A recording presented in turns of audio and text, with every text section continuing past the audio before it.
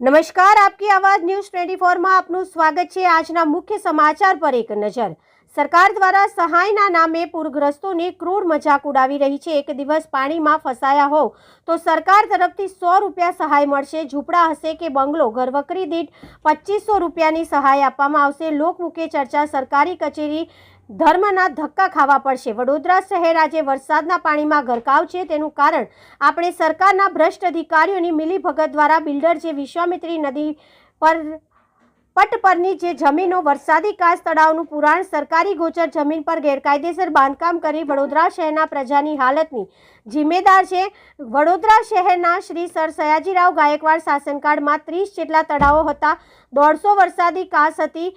Road रस्ता पर तीर गोळवाड़ा ड्रेनेज माटे गैस थांभलाओ हता। फायर ब्रिगेडना थांभलाओ हता। आजे क्या छे तपासनो विषय जोता रहो, वांचता रहो। आपकी आवाज न्यूज 24। आज शेनु कलेक्टर ऑफिस में आवेदनपत्र आपवामां आव्या।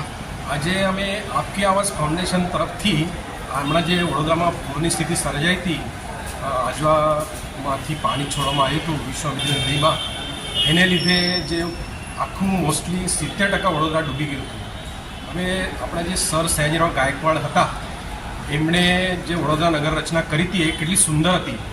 એમાં 30 તળાવો બનાવ્યા હતા વડોદરા શહેરમાં અને 150 વરસાદી કાંસ, તેમજ પેલો એરોથી એક ડ્રેનેજ લાઈન નાખેલી હતી જે ગેસ નીકળી જાય થાંભલા ઊભા કરેલા હતા।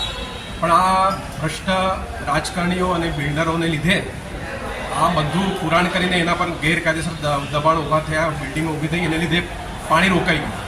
તો અમારી વિનંતી છે કે પાછું જે જૂનું વડોદરા અમને પાછું આપવામાં આવે, બધા તળાવ ખુલ્લા કરવામાં આવે અને વરસાદી કાંસો 150 એ પણ ખુલ્લી કરીને પાણીનું વહેણ એની રીતે જાય તો વડોદરાને કોઈ નુકસાન ના થાય એવી અમારી ઈચ્છા છે।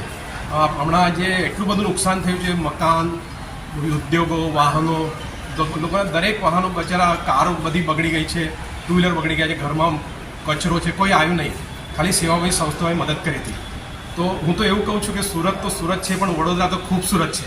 તો એ પાછી આપણે વડોદરાની ગરીબો પાછી લાવીએ એ હું લોકોને પણ વિનંતી કરું છું અમારી સાથે જોડાય। શું નામ તમારું? પ્રતાપભાઈ રાંજણગઢ।